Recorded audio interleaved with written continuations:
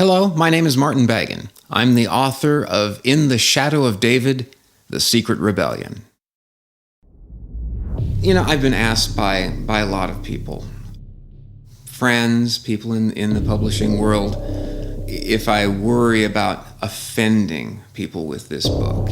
And, the answer is no. It is a story about religious characters, or characters who became religious personalities.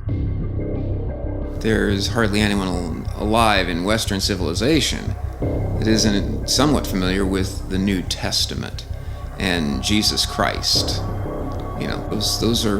Those are pretty much household terms and names.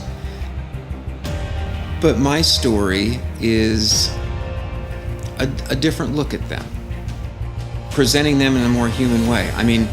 We have the most famous story and the most famous person probably in the history of the world, yet we know so very little about them. And the terms in which we hear about them and learn about them are steeped in an archaic language and with a predisposition towards their religious connotations and significance.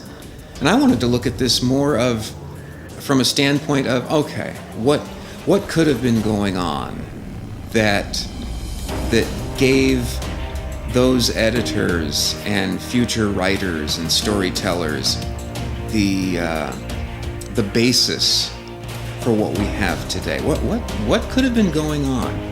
And I think the premise of my story is an interesting one, and I think it is a reasonable one. Do I believe it? Do I believe that's what happened? No, that would be absurd. It's a story, no more, no less. But it's an interesting story.